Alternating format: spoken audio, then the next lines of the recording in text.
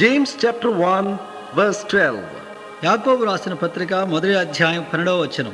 Blessed is the man that endureth temptation, for when he is tried, he shall receive the crown of life which the Lord hath promised to them that love him. శోధన సహించువాడు ధన్యుడు, అతడు శోధనకు నిలిచిన వాడై ప్రభు తను ప్రేమించు వారికి వాగ్దానం చేసిన జీవ కిరీటం పొందును. We live in a world which believes that blessedness is the absence of temptation. శోధన రాకుండా ఉండడం ఆశీర్వాదం అని తలంచేటువంటి లోకములో మనం జీవిస్తూ ఉన్నాం. In such a context, when God says, "Blessed is the man that endureth temptation," that should come as a big surprise. అలాంటి పరిస్థితిలో ఈ మాట శోధనకు నిలిచిన వాడై ప్రభు తను ప్రేమించు వారికి వాగ్దానం చేసిన జీవ కిరీటం పొందుననే మాట ఆశ్చర్యకరంగా కనబడుతున్నది. We have no difficulty in saying, "Blessed is the man that has no problems." సమస్యలు లేనివాడు ధనుడు అని రాయబడలేదు.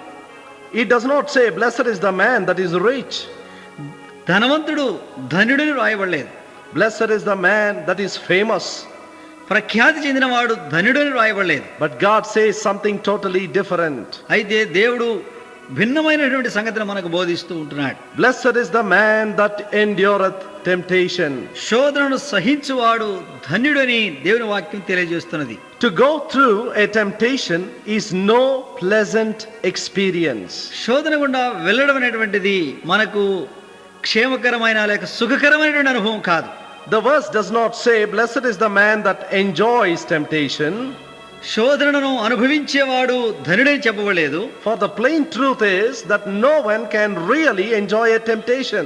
వాస్తవమైనటువంటి సత్యం ఏమిటంటే ఏ ఒక్క వ్యక్తి కూడా శోధన గుండా పోతూ ఉన్నప్పుడు సంతోషించేవాడుగా లేడు.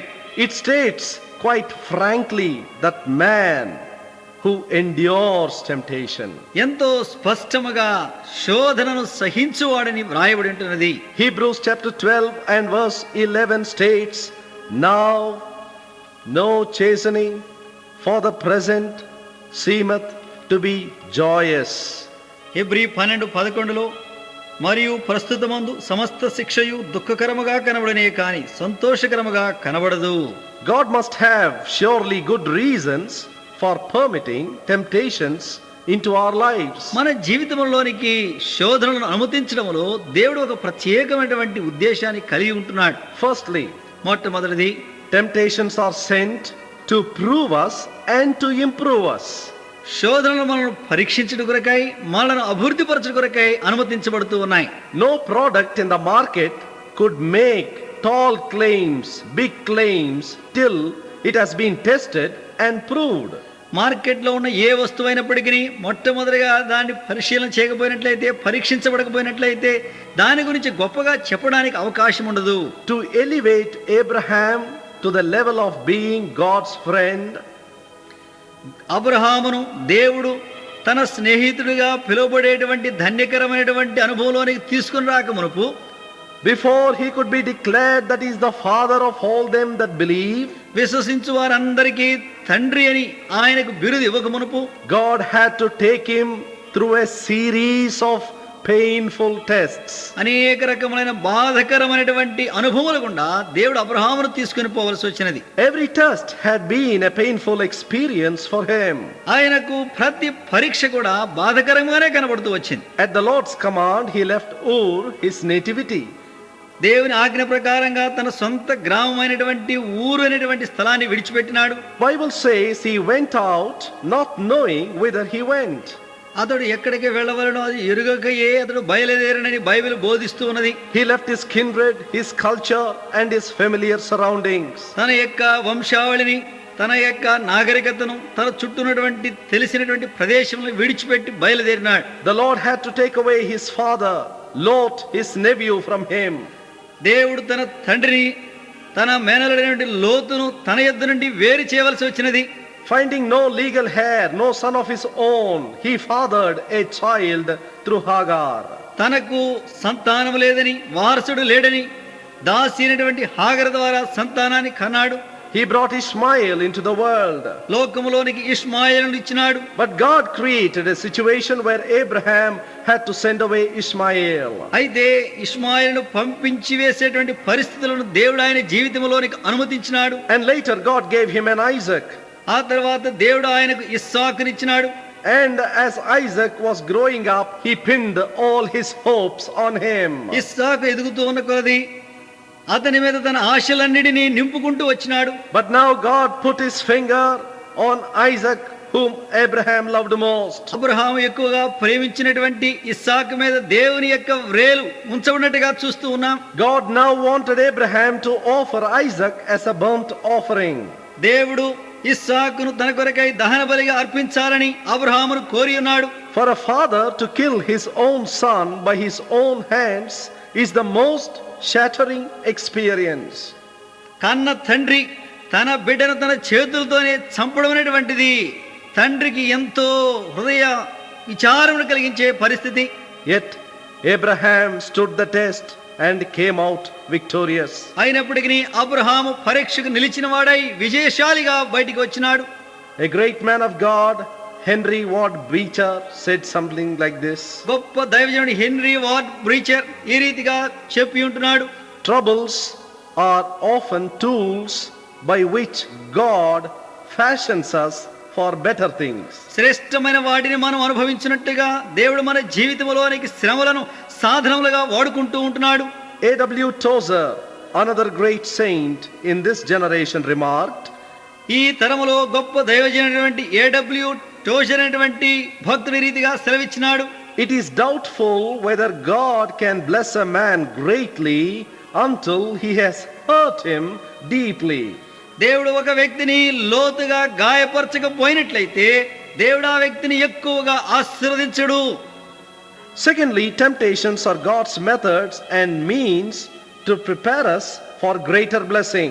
శ్రేష్టమైనటువంటి గొప్పవైన ఆశీర్వాదములను అనుభవించడం కొరకై దేవుడు మన జీవితములను శోధనలను సాధనలుగా వాడుకుంటూ ఉంటున్నాడు. Look at the story of Job in the Bible. బైబిల్లో యోబు యొక్క గ్రంథాన్ని మనం చూసినట్లయితే He suddenly lost his property. అకస్మాత్తుగా తన ఆస్తిపాస్తులను పోగొట్టుకున్నాడు. He lost his children. తన బిడ్డలను పోగొట్టుకున్నాడు. And he lost his health. తన యొక్క ఆరోగ్యమును పోగొట్టుకున్నాడు. Even his wife wanted him to curse God and to die. దేవుని శపించి చావమని భార్య ప్రోత్సహించినది. There was no obvious reason as to why God should permit so many sufferings to him. ఆయనకు ఇంత పరిమాణములో శ్రమను అనుమతించడానికి ఏ కారణం కూడా ఉన్నట్టుగా కనబడదు. Apart from our Lord Jesus Christ, it is doubtful whether there is anyone else in history who has suffered so much. ప్రభువైన యేసుక్రీస్తు వారు తప్పక మానవ చరిత్రలో యోబు కంటే మరి ఎక్కువగా శ్రమ పొందిన వారు మరి ఎవరు లేరని చెప్పవచ్చును. His three friends who came to console him turned into sharp critics, throwing stinging remarks at him. యోబును ఆదరించడానికి వచ్చిన ముగ్గురు స్నేహితులు ఆదరించడానికి బదులుగా ఆయనను విమర్శిస్తూ దూషణ వాక్యములు పలుకుతూ వచ్చినారు. So much so that Job had to tell them, miserable comforters are ye all. యోబు తన స్నేహితుల గురించి చెప్తూ నా దౌర్భాగ్యకరమైన స్థితిలో మీరు ఆదరణకు కర్తలుగా లేరని చెప్తూ ఉన్నాడు. You are doctors or physicians of no value. ఏ మాత్రము పనికిరానటువంటి వైద్యులుగా మీరు ఉంటూ ఉన్నారు. But how does the story of Job end? అయితే యోబు యొక్క కథ ఏ రీతిగా ముగిస్తూ ఉన్నది? In Job 42 verse 10 we read, యోబు 42:10 మనం చదువుతూ ఉంటున్నాం. the Lord gave Job twice as much as he had before. ప్రారంభములో యోబుకున్న దానికంటే రెండంతలుగా దేవుడు ఆయనకు అనుగ్రహించి ఆశీర్వదించినాడు. In chapter 42 and in verse 12, యోబు 42:12 it is stated that the Lord blessed the latter end of Job more than his beginning. యెహోవా యోబును మొదట ఆశీర్వదించినంత కంటే మరి అధికముగా ఆశీర్వదించెను. Thirdly, మూడవదిగా temptations are God's means to keep us humble. మనలను దీన మనస్కులుగా ఉంచుట కొరకై శోధనలు దేవుని యొక్క సాధనలుగా ఉన్నవి. How proud is the natural man of his abilities and achievements. ప్రకృతి సంబంధమైన మనుషుడు తన యొక్క సామర్థ్యమును బట్టి తాను సంపాదించిన వాటిని బట్టి ఎంతగా అతిశయిస్తూ ఉంటున్నాడు. We often forget to give credit to God for all that we have and enjoy. మనకు కలిగినటువంటి సమస్తమును బట్టి మనం అనుభవిస్తున్న దాన్ని బట్టి దేవునికి ఘనత చెల్లించడానికి బదులుగా Paul asks us in 1 Corinthians chapter 4 and verse 7, పౌలు 1 కొరింథీ 4వ అధ్యాయం 7వ వచనంలో తెలియజేస్తున్నాడు, who maketh thee to differ from another? మరొకని కంటే నీవు ఏ విషయంలో ఎక్కువనిగా ఉన్నావు? What hast thou that thou did not receive? నీవు పొందనిది ఏది? Now if you did receive it, why do you glory as if you have not received it? పొందినప్పటికీ పొందనట్లుగానే ఎందుకు నువ్వు అతిశయిస్తూ ఉంటున్నావు? Pride has been the downfall of Lucifer. Lucifer యొక్క హృదయంలో గర్వం వచ్చిన దాన్ని బట్టి అతడు పతనమైపోయినాడు. Though Lucifer was thrown out of God's presence, దేవుని యొక్క సన్నిధి నుండి Lucifer పడద్రోయబడినప్పటికీ he has been working in the human race and injecting the poison of pride into human beings. మానవుని యొక్క జీవితంలో అపవాది పనిచేస్తూ వారి హృదయంలోనికి గర్వమును నింపుతూ ఉంటున్నాడు. Adam and Eve, the first human pair, refused to admit their guilt due to pride in their hearts. ఆదాము హవ్వలు వారి హృదయంలో ఉన్న గర్వమును బట్టి వారి యొక్క నేరమును ఒప్పుకొనడానికి తిరస్కరించినారు. Pride, the chiefest of all sins, robs us of true peace and blessing. సరి అయినటువంటి శాంతి, శ్రేష్టమైన ఆశీర్వాదమును పొందకుండానట్లుగా గర్వము మన హృదయములను నాశనం చేస్తున్నది. God has to deal with our pride for our betterment and for our blessing. మన యొక్క ఆశీర్వాదము కొరకై, మన యొక్క శ్రేష్టమైనటువంటి అనుభవం కొరకై దేవుడు మన యొక్క గర్వమును సంధించవలసి ఉన్నది. Hence he allows temptation.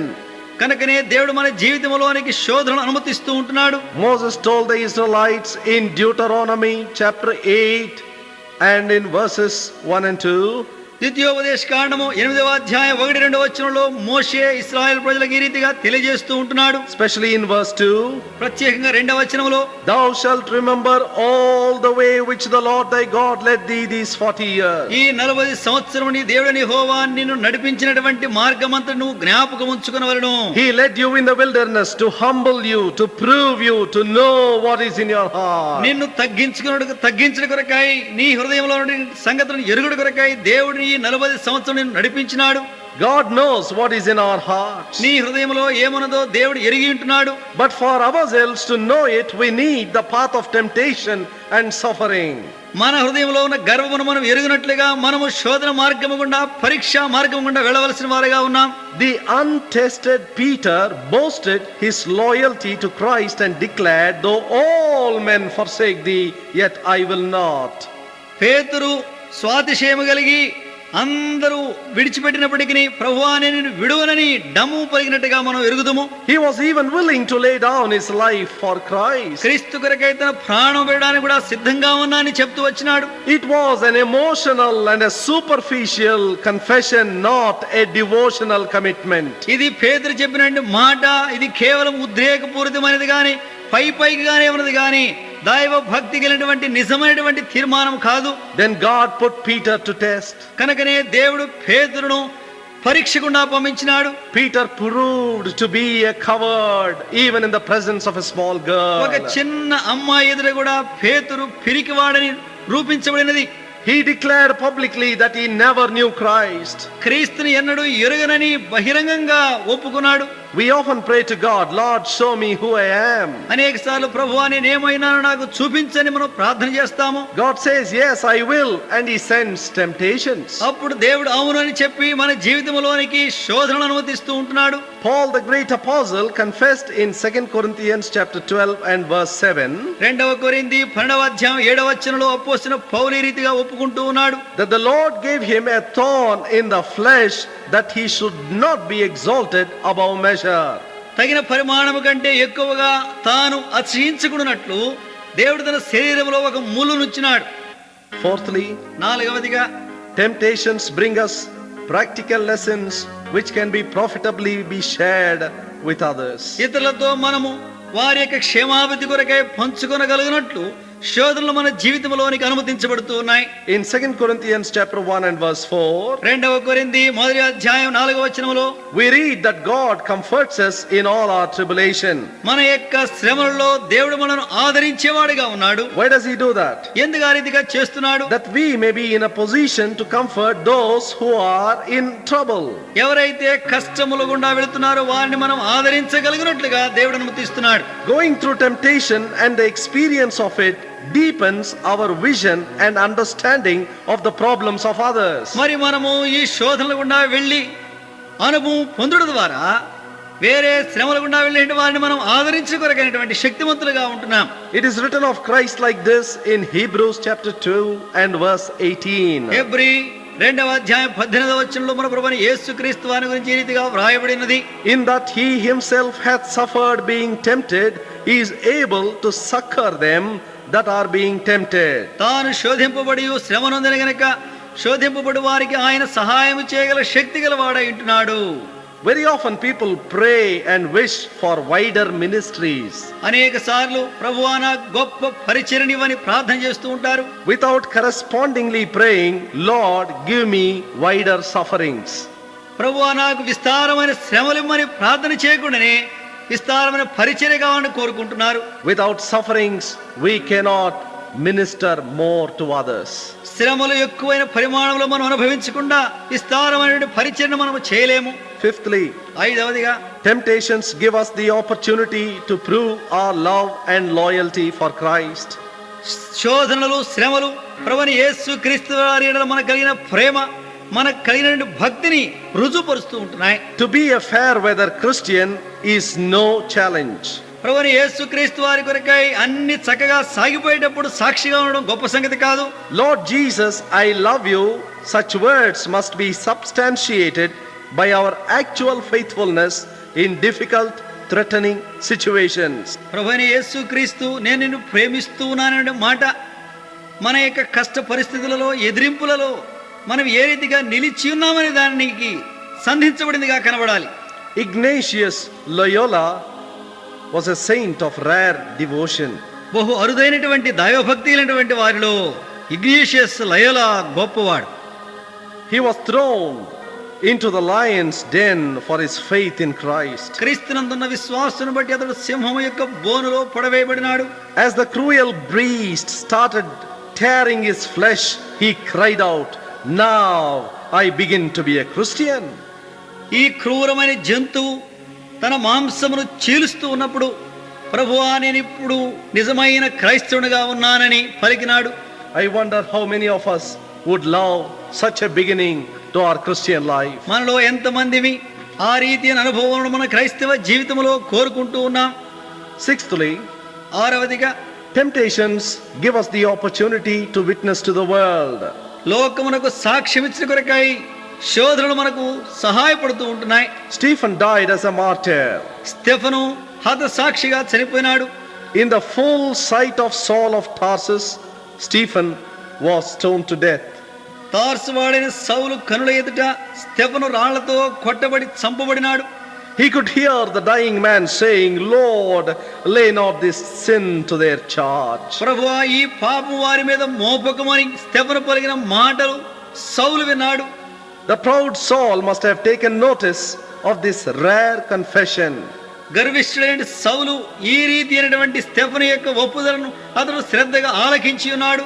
If we trace the history of Christianity throughout the world, లోకమంతటిలో క్రైస్తవ సంఘ చరిత్ర మనం చూసినట్లయితే we would discover that it is the martyr's blood which laid the seed for the harvest we have today. ఈ దినాన మనం కలిగినటువంటి యొక్క కోత, ఈ పంట కోత హత సాక్షుల యొక్క రక్తము వలన విత్తబడినటువంటి వాక్యమైనది.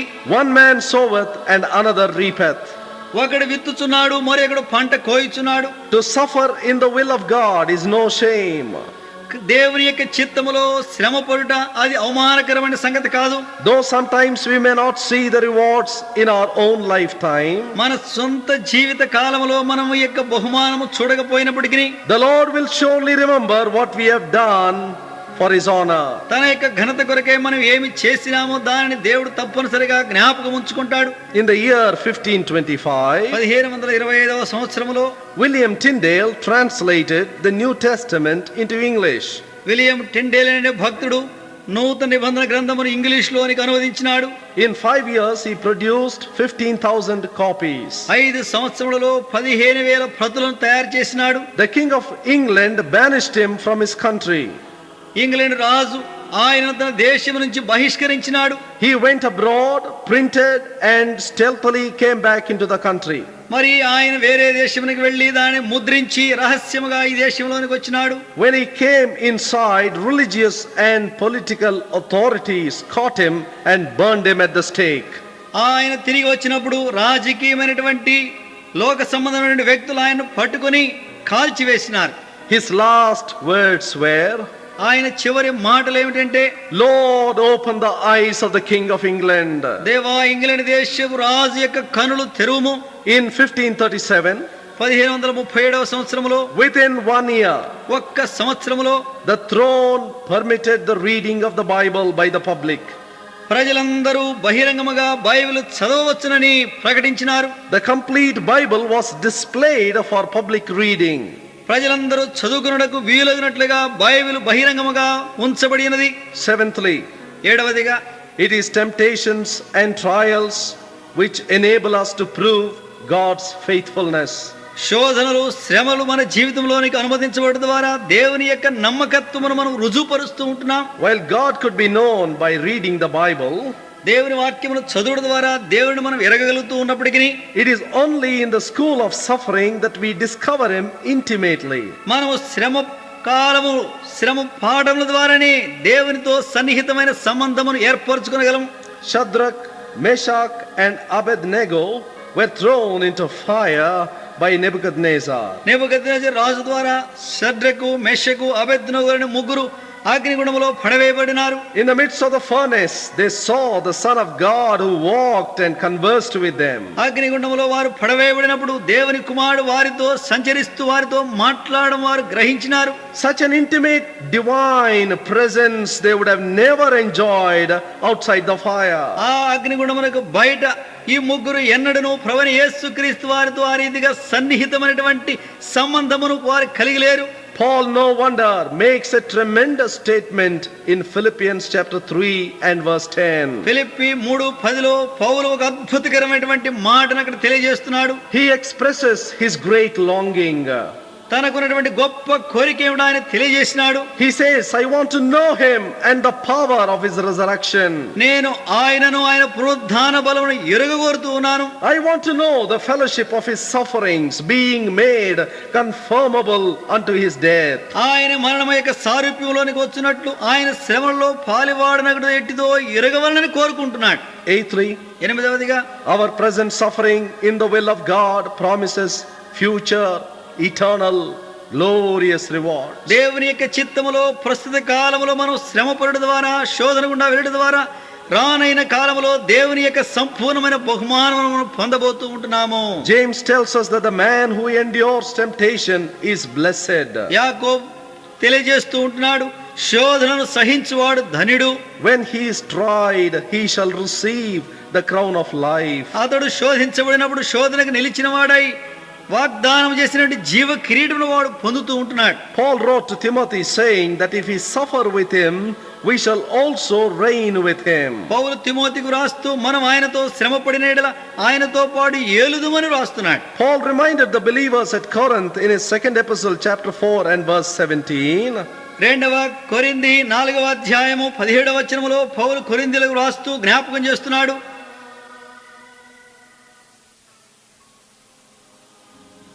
Our light affliction, which is but for a moment, worketh for us a far more exceeding and eternal weight of glory.